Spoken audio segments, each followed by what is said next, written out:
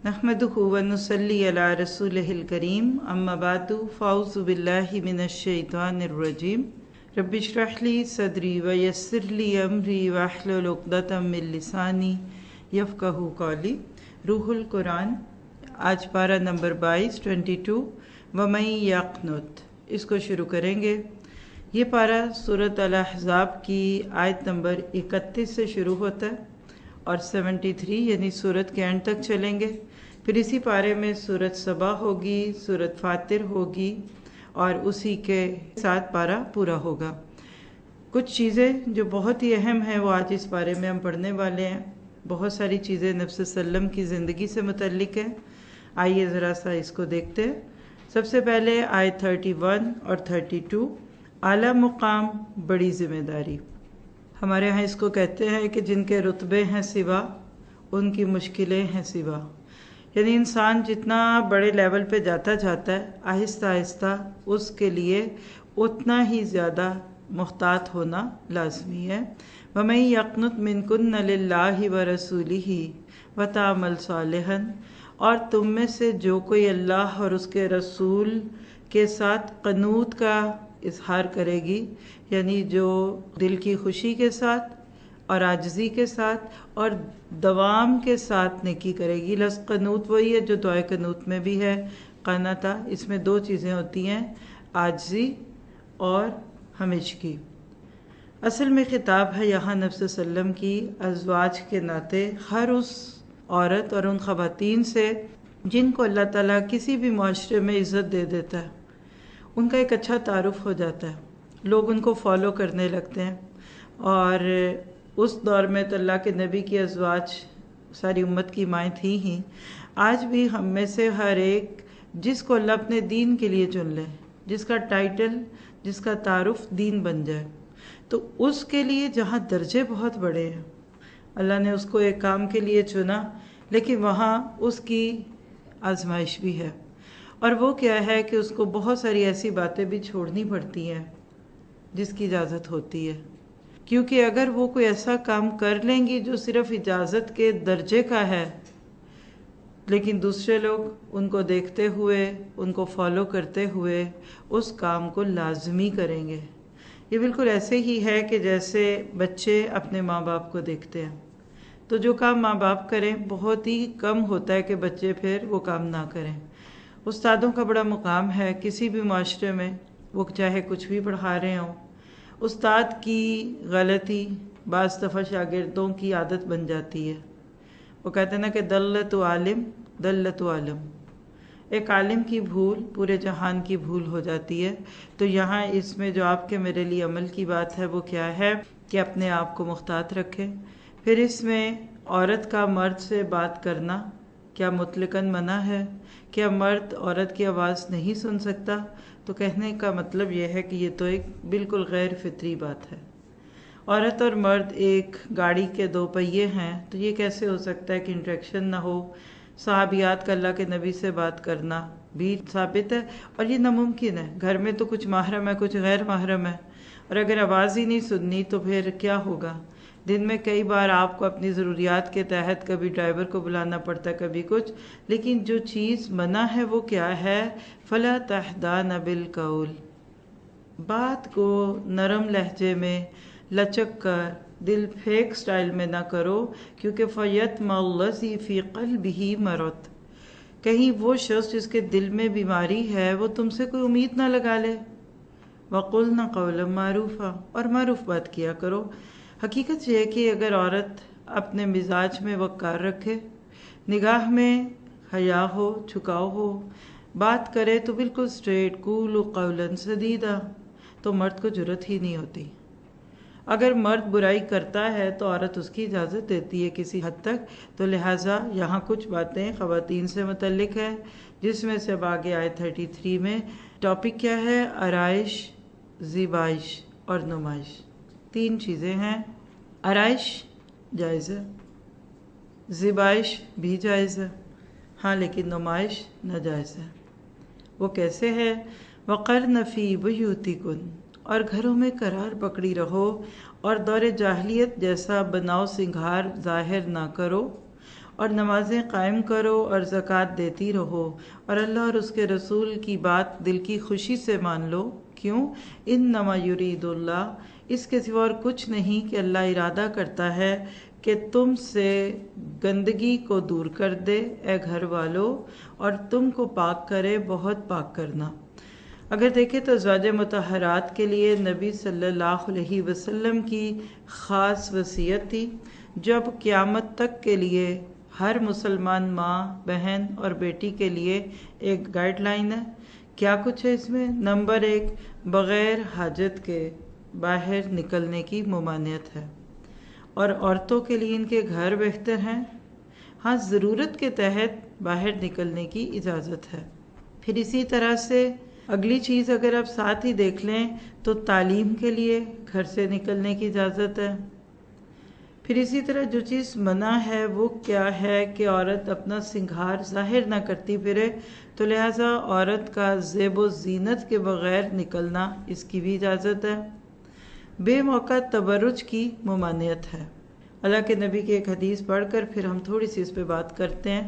یہ سلسلہ تو صحیحہ کی ایک طویل روایت ہے، جس کو اگر پیچھے سے تھوڑا سا چھوڑ کر اپنے موضوع سے متعلق پڑھا جائے تو وہ کیا ہے؟ آپ نے فرمایا کہ تمہاری بدترین عورتیں وہ ہیں جو زیب و زینت اختیار کرنے والی اور تکبر کرنے والی ہوں، یہی عورتیں منافق ہیں۔ اب آپ دیکھیے کہ کچھ لوگوں کو یہ سارے احکامات بجھل لگتے ہیں۔ پہلی بات ہے کہ اگر آپ نے صرف آج ہی سننا شروع کیا ہے تو آپ پیچھے سے سورۃ الاعراف بھی سنیے۔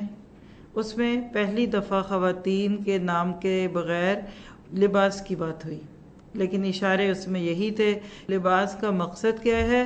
نمبر 1 کیا ہے؟ وہ تمہارے جسم کے قابل شرم حصوں کو چھپاتا ہے۔ ہر انسان کے جسم پہ عیب ہوتے ہیں، کمی ہوتی ہے، یہ تو کچھ پہن کچھ نہ پہن کر اس کو نمایاں کر دیں، ورنہ ایک نیکڈ باڈی اور ایک جانور اور گائے بھینس کے جسم میں کوئی زیادہ فرق نہیں ہوتا۔ تو لباس کا مقصد یہ ہے کہ جسم کے اندر اللہ نے ضرورتاً جو چیزیں رکھی ہیں جس سے انسان کی زندگی آگے بڑھتی ہے، جس میں انسان اپنی اگلی نسل کی پیدائش کا ذریعہ بنتا ہے، اور اسی طرح اپنے جسم سے وہ گندگیاں جو اللہ تعالیٰ نے ہر ایک کے اندر رکھی ہیں اس کو باہر نکالنے کا کام لیتا ہے۔ تو چونکہ یہ کام بڑا سیکرٹ ہے، اس لیے جسم کو چھپا دو۔ اللہ نے آنکھیں منہ پہ لگا دیں، چہرے پہ لگا دیں، کان لگا دیے، زبان اندر رکھ دی۔ آج جا کر ذرا سوچئے گا، صرف آپ ایک ہیومن باڈی کی جو ڈیفرنٹ پلیسز جس جگہ پہ رکھی ہیں نا، تو آپ حیران ہو جائیں گے۔ ایک کتاب ہے، بلکہ میں نے اس پہ کچھ لیکچرز بھی دیے تھے کہ انسانی جسم اللہ کی عدالت میں، تو جسم کے ہر روز آنکھ، زبان، کان، آپ دیکھیں گے کہ اس کا ایک خاص مقام ہے۔ تو لباس کا مقصد یہ ہے کہ انسان کی عزت ہو۔ جانور کپڑے نہیں پہنتے، گائے بھینس بکری کو اپنے کپڑے پہنے نہیں دیکھے ہوں گے، تو اس کے برعکس انسان کو کپڑے پہنا کر عزت دی گئی، جانوروں سے الگ کیا گیا۔ اب آپ دیکھیے کہ جسم کے اوپر جب کپڑے پہن لیے جاتے ہیں تو وہ ایک کھال کے اوپر ایک دوسری کھال نہیں ہوتی، اس کو آپ لباس نہیں کہیں گے۔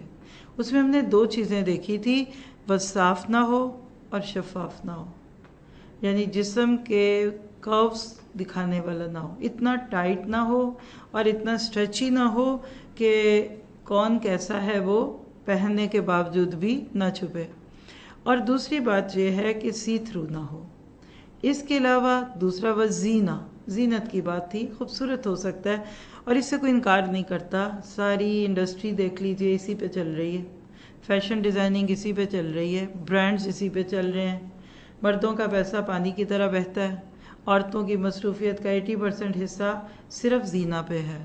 خوبصورت رنگ، کپڑے، موتی، ستارے، کوئی حرج کی بات نہیں ہے۔ گھر کی عورتوں کے بیچ میں یا اپنی فرینڈز کے سرکل میں ایک عورت کیا پہنے گی اس کا تذکرہ ہوا، تھوڑا سا آگے بڑھے تو سورۃ نور آ گئی، اس میں گھر کے اندر رہتے ہوئے جو غیر محرم لوگ ہیں ان کے ساتھ حد بندی بتا دی گئی، کس کے سامنے کتنا ایکسپوز ہوگا۔ پھر محرم جو ہوتے ہیں رشتے، ان میں بھی فرق ہے، جیسے باپ کے سامنے ایک لحاظ اور حیاداری ہوگی، بھائی کے سامنے عورت اس طرح نہیں آئے گی جیسے شوہر کے سامنے آ سکتی ہے۔ تو یہ سارا کچھ پڑھنے کے بعد اب یہاں باہر کی دنیا میں ایک عورت کیسے نکلے گی؟ آپ دیکھیے کہ اب یہاں اس چیز پہ بھی کچھ لوگ پریشان ہو جاتے ہیں کہ جی عورت گھر میں کیوں رہے، تو آپ کیا چاہتے ہیں کہاں رہے؟ بازار میں رہے؟ آپ دیکھیے کہ مرد ایک دن گھر میں رہے تو خود بھی پریشان ہوتا ہے اور معذرت کے ساتھ کرتا بھی ہے، کرینکی ہو جاتے ہیں مرد۔ کرونا کا وقت یاد کیجئے کتنی طلاقیں ہوئیں، کتنے گھر ٹوٹ گئے۔ مرد کی فطرت ہے کہ اس کو باہر جا کر سکون ملتا ہے، گرمی ہے، تھکن ہے، اور اس کے برعکس آپ دیکھیے کہ خدا نخواستہ کسی ایسی ضرورت کے تحت آپ کو بازار جانا پڑ جائے اور ہوں بھی روزے، تو سر میں درد لے کر آتی ہیں۔ اگر اتنی کشش نہ ہوتی نا شاپنگ میں اور چیزیں خریدنے میں، تو میرا نہیں خیال کبھی بھی کوئی عورت باہر جاتی۔ تو پھر یہ بات کیا ہے، اس کو ایک مثال سے سمجھ لیتے ہیں۔ ہمارے گھر میں ہر چیز کی ایک جگہ ہوتی ہے نا۔ میں مثال دیتی ہوں اور آپ سوچئے گا کہ یہ چیز کہاں ہوگی۔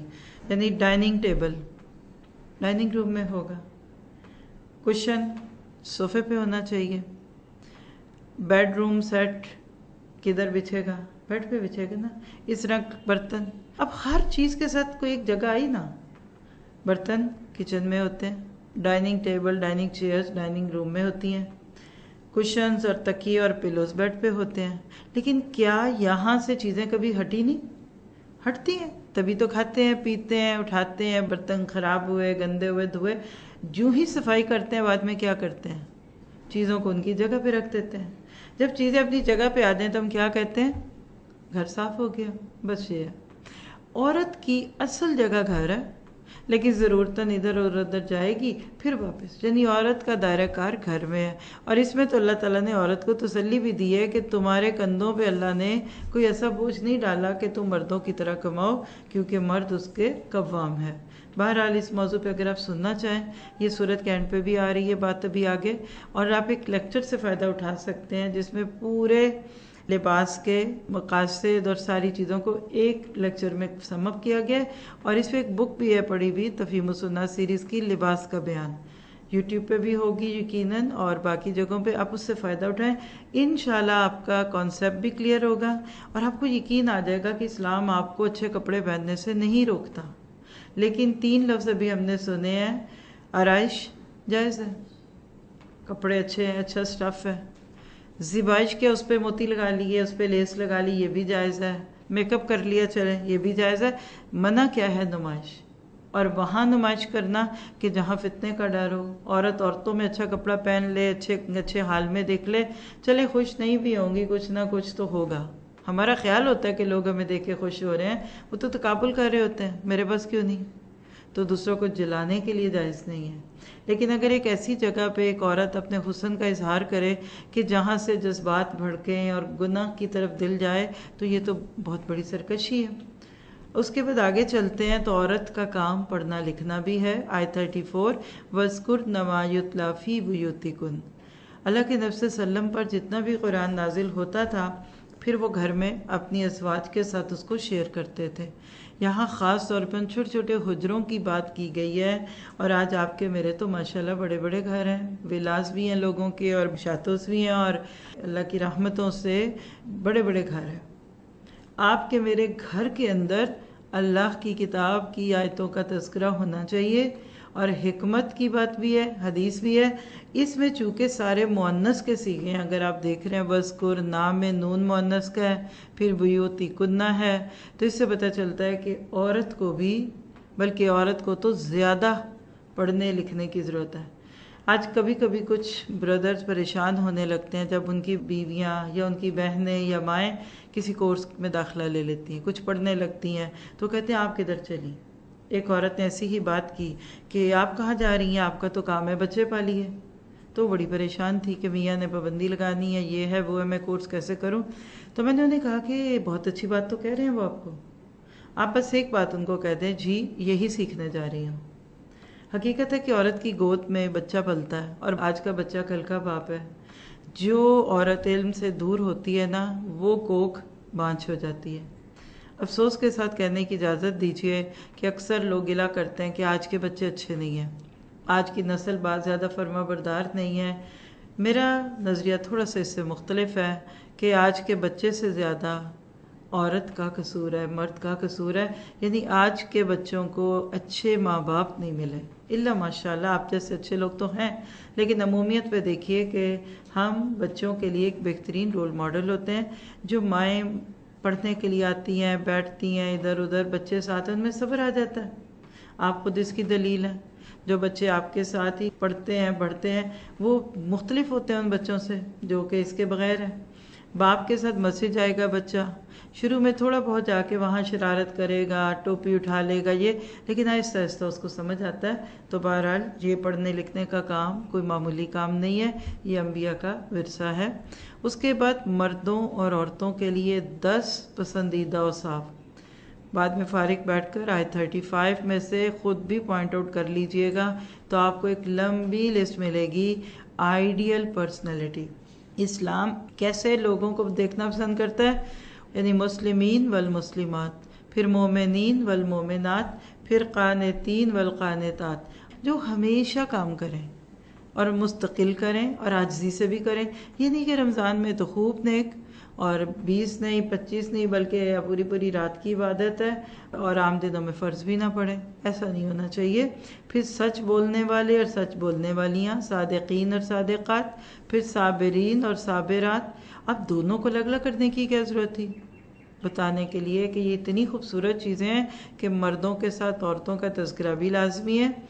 پھر خاشعین اور خاشعات، خشوع دل کا جھکاؤ، متصدقین والمتصدقات، صدقہ دینے والے مرد اور صدقہ دینے والی عورتیں، پھر صائمین و صائمات، روزہ رکھنے والیاں اور والے، اور پھر اپنی شرمگاہوں کی حفاظت کرنے والے اور کرنے والیاں، اور والذاکرین اللہ کثیرا، اللہ کا کثرت سے ذکر کرنے والے مرد اور عورتیں۔ یہ 10 خوبیاں جس میں آ گئیں، اعد اللہ لہم مغفرۃ و اجرا عظیما، تیار کیا اللہ نے ان کے لیے بہت بڑا اجر۔ اللہ تعالیٰ آپ کو مجھے ان ساری خوبیوں سے متصف کر دے۔ پھر آگے ہے جی آیت نمبر 36، حقیقی مومن اور حقیقی مومنہ کا طرز عمل کیا ہوتا ہے کہ جب کبھی اللہ اور اس کا رسول ان کے لیے کسی بات کو چوز کر لیں تو پھر اس کے بعد وہ اس میں نو نہیں کہہ سکتے، یعنی جس چیز کا حکم اللہ اور رسول کے تھرو مل گیا اب وہ اس کو نہیں چھوڑیں گے۔ ہاں وَمَن يَعْصِ اللَّهَ وَرَسُولَهُ فَقَدْ ضَلَّ ضَلَالًا مُبِينًا۔ اصل میں اس میں آگے والے واقعے کی طرف اشارہ ہے جس کا تذکرہ آگے ہم دیکھنے لگے ہیں۔ آیت 37 سے 39، منہ بولے بیٹے کی بیوی بہو نہیں ہے۔ عربوں کا رواج کیا تھا کہ منہ بولے بیٹے کی بیوی کو بالکل بہو کی طرح سمجھتے تھے، اور یہ وہی چیز ہے جو آج ہمارے بھی ہے۔ عمر کے فرق کے ساتھ غیر محرموں کے ساتھ بے تکلفی ہے۔ مثلا ایک مرد جو خود بھی 40 50 60 میں، تو اب اس کے دوست کی بیٹی، دوست کی بہو کیا کہنے لگتے ہیں، بیٹا، بیٹیا، ابا، انکل، آنٹی۔ اچھے لفظ ہیں، برے نہیں ہیں، لیکن غیر محرم اور محرم کا فرق تو رہے گا۔ تو اللہ کے نبی کے زندگی میں ایک ایسی آزمائش اس آیت کے اندر دکھ رہی ہے کہ جس کے اندر آپ کو ڈالے بغیر یہ قانون ٹوٹنا بھی نہیں تھا۔ حضرت زید جو آپ کے منہ بولے بیٹے تھے، ان کا نکاح آپ کی پھوپھی زاد بہن سے، یعنی آپ نے پرپوز کیا تھا کہ اچھی خاتون ہے اور زید بھی اچھے بندے ہیں تو ان کا نکاح کیا تھا، لیکن چلی نہیں بات، کیونکہ دیکھیے نکاح ایسی چیز نہیں ہے کہ آپ کسی کو زبردستی دے دیں۔ ایک سوٹ ہے کسی نے آپ کو دیا، نہیں پسند آیا، پھر بھی آپ کہتے ہیں اٹس اوکے، اچھا تو ہے، چلو موسم کے مطابق ہے، چلے اگلے کی خوشی۔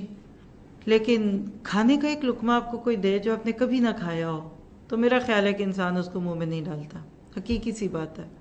کچھ چیزوں میں آپ دوسرے کی بات مان لیتے ہیں، کچھ میں نہیں۔ بالکل شوہر اور بیوی کا رشتہ بھی کچھ ایسا ہی ہے، قربت بھی ہے، دوستی بھی ہے، اور ایک دوسرے کے ساتھ وقت بھی بہت گزرتا ہے۔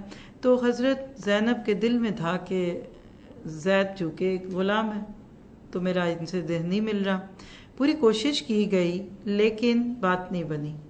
اللہ نے ان آیات کی وحی کے ذریعے سے اللہ کے نبی کو یہ بتا دیا کہ زید جب زینب کو طلاق دیں گے تو پھر آپ کا نکاح ان سے ہوگا۔ اور یہ ایسی ہی بات ہے جیسے آج کے دور میں خدا نخواستہ کوئی سسر اپنی بہو سے نکاح کر لے جبکہ بیٹا اس کو طلاق دے چکا، معاشرے میں شور اٹھنا تھا، ریاکشن، باتیں، وہی بات سا یقول السفہاء والی بات۔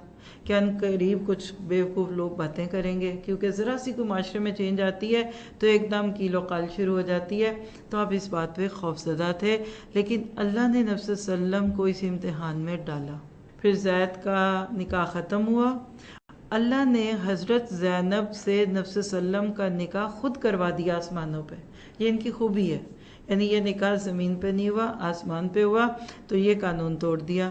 آپ کے میرے لیے اس میں کیا ہے؟ رسموں کو توڑنا. معاشرے میں جو رسمیں ہوتی ہیں نا، وہ جڑیں پکڑ چکی ہوتی ہیں. اس کو ادھر سے ہٹانا ایسے ہی جیسے ایک پرانے درخت کو نکالنا. کتنے ڈالر لگ جاتے ہیں ایک درخت کو گرواتے ہوئے. بالکل رسموں کو لوگ چھوڑنا نہیں چاہتے. ایون پورا قرآن بھی پڑھ لیتے ہیں، نمازیں 5 کی بجائے 7 ہونے لگ جاتی ہیں، لیکن رسمیں نہیں توڑتے. تو بہرحال ادھر اللہ نے پھر یہ کام نبی سے لیا. اس کے بعد آگے آیت نمبر 40 میں خاتم النبیین، نبی صلی اللہ علیہ وسلم کے آخری نبی ہونے کی دلیل.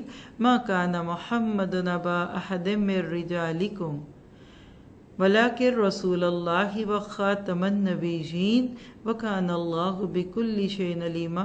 آپ دیکھیے اتنی کھلی تعریف، اتنا واضح کر کے آپ کا آخری نبی ہونا اس آیت میں ثابت ہے کہ اگر پرانے عقائد دل میں نہ ہونا، آبا پرستی یا بچپن سے جو سنا ہے وہ ذہن سے نکال دیں، تو اس پہ کسی کو ایک لفظ کہنے سننے کی ضرورت نہیں. لیکن افسوس ہے کہ آج کچھ لوگوں نے اس مسئلے کو مختلف ہی بنا کر نبوت کا دروازہ بھی کھولا، اور کتنا کچھ ہوا. یہ میرے آپ سے چھپی ہوئی بات نہیں ہے. ہمارا ایمان ہے کہ ہمارے نبی صلی اللہ علیہ وسلم آخری نبی تھے. ایک ہوتا ہے سیل اور ایک ہوتی ہے اسٹیمپ. یہاں خاتم، ختمہ، انگوٹھی کے اندر بھی جو ایک اسٹیمپ لگتی تھی اس کی طرف اشارہ ہے. کچھ لوگ کہتے ہیں نہیں یہ سیل نہیں ہے، یہ اسٹیمپ ہے. حالانکہ آپ کا میرا ایمان کیا ہے کہ یہ سیل ہے، اسٹیمپ نہیں. پہلے دور میں لوگ انویلوپ لے کے اس میں خط ڈال دیتے تھے تو پھر اس کو سیل کر دیتے تھے. اب اس کے اندر سے کچھ نکلے گا بھی نہیں اور جائے گا بھی نہیں جب تک کہ اس کو نہ مل جائے جس کے پاس جانا ہے.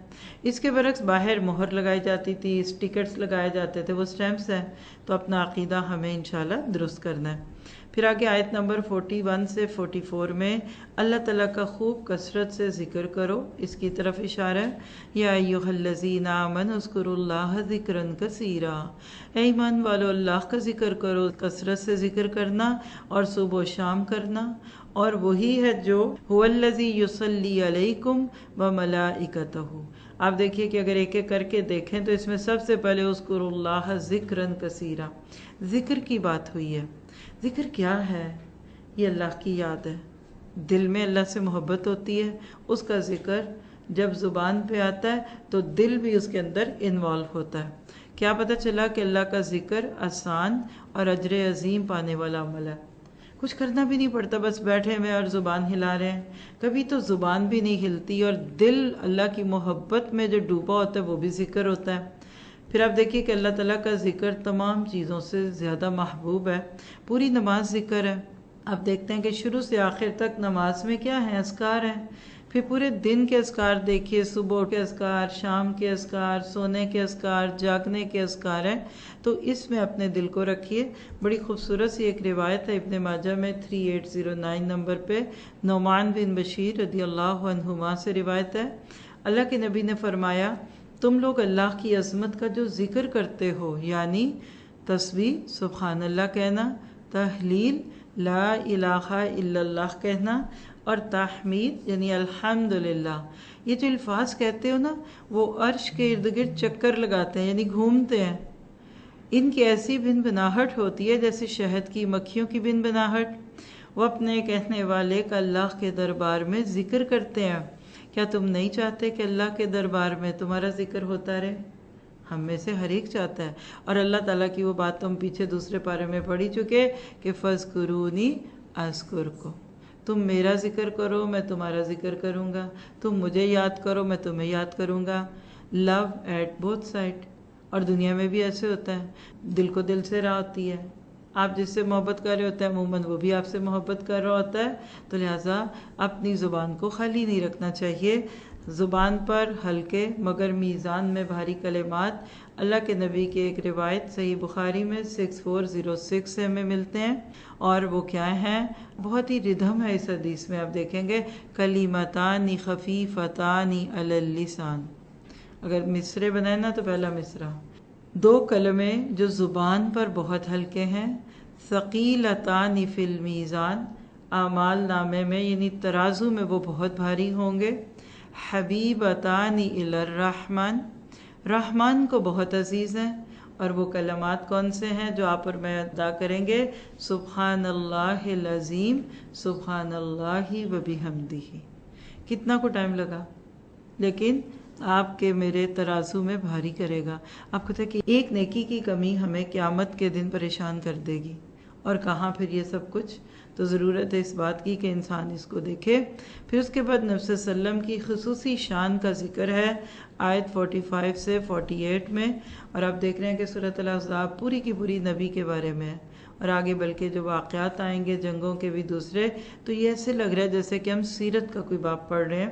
یا ایھا النبی، اے نبی، بے شک ہم نے آپ کو بھیج دیا، کیا کیا بنا کے آپ انگلیوں پہ نوٹ کیجئے گا۔ ہمارے پیارے نبی کے مختلف مقام کیا تھے، آپ کی شان کیا تھی؟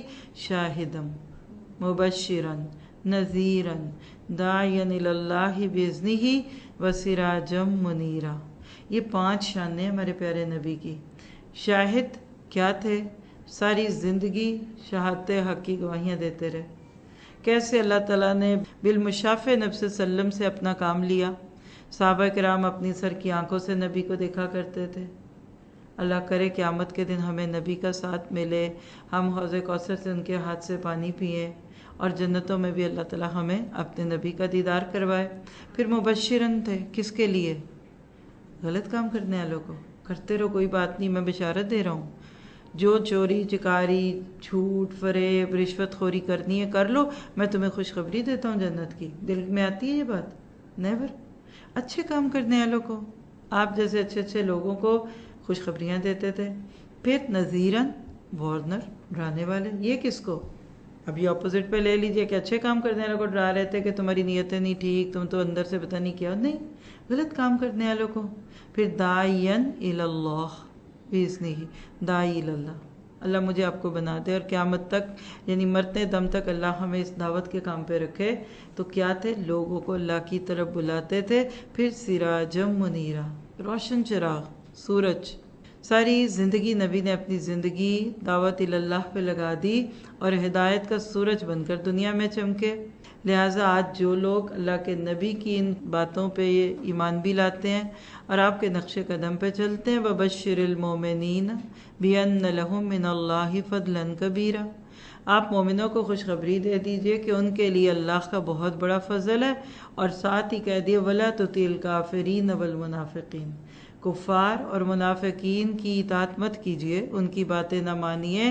وَدَعْ أَذَاهُمْ وَتَوَكَّلْ عَلَى اللَّهِ، تنگ کرتے تھے، تکلیفیں دیتے تھے، نبی کے اوپر باتیں ڈالتے تھے، کہا چھوڑ دیجئے ان کو، آپ ان کی باتوں پہ، ان کی تکلیفوں پہ صبر کر لیں، توکل کر لیں اللہ پہ، اور اللہ آپ کے لیے کافی ہوگا۔ پھر اس کے بعد آیت نمبر 49 سے 52 میں نکاح طلاق کے کچھ احکامات ہیں، جس میں بنیاد وہی نکاح ہی بن رہا ہے جس کا تذکرہ پیچھے ہوا، لیکن قرآن پاک میں اتنی تفصیل سے نہ نماز کا طریقہ ہے، نہ وضو کا طریقہ ہے، نہ آپ کہہ سکتے ہیں کہ اس کے اندر حج کی ڈیٹیلز ہیں، لیکن یہ انسانی معاملات کی کیوں اتنی بات ہے؟ کس سے نکاح کرنا ہے، کیسے کرنا ہے، نہیں کرنا، احتیاط کیا ہے۔ پھر خاص طور پہ یا نبی صلی اللہ علیہ وسلم کے لیے کچھ رخصتیں تھیں، ان کا تذکرہ کر کے اصل جو بات آپ کو مجھے دی جا رہی ہے وہ کیا ہے کہ نکاح اور طلاق کی اہمیت سمجھو، ان کو کھیل نہ بناؤ، مذاق نہ سمجھو۔ آج دیکھیے کہ نکاح کے وقت پہ تو ہم بالکل بھی نہیں سمجھ ہوتے کہ ہم کوئی مذہبی کام کر رہے ہیں۔ کیا ہمارے ہاں شادی یا نکاح ایک ریلیجس سیریمنی ہے یا ایک دنیا داری ہے؟ اور خدا نہ خاصہ طلاق کا موقع آ جائے تو وہ کس سے سیکھی ہے؟ فلموں سے سیکھی ہے۔ کھن گھرج کے ساتھ بارش ہو رہی ہے اور طلاق ہے اور ہیروئن جو وہ تڑپ رہی ہے۔ حالانکہ آپ دیکھیے کہ نکاح اور طلاق مذہبی ایکٹس ہیں، قرآن میں ان کے بارے میں ہم پیچھے بھی پڑھ چکے، اور یہاں آگے تو پوری ایک سورت آئے گی سورت طلاق کے نام پہ۔ پھر اس کے بعد سورت الاحزاب کے جو احکامات ہیں نا، یہ فرض کا درجہ رکھتے ہیں، ان کو سمجھنا اور ان پہ عمل کرنا لازمی ہے۔ بالکل جیسے سورت نور کے شروع میں بات تھی کہ فرد نہ ہا، تو آپ کے میرے پاس چوائس نہیں ہے۔ غلام اور ملازم کا کام صرف اوبے کرنا ہوتا ہے، بات ماننا ہوتا ہے، اعتراضات نہیں کرنا ہوتا۔ اس لیے اب آگے ذرا سے احکامات میں مزید خواتین کی طرف جاتی ہے بات۔ كتاب أنزلناه إليك مبارك ليدبروا آياته وليتذكر أولو الألباب كتاب أنزلناه إليك مبارك ليدبروا آياته وليتذكر أولو الألباب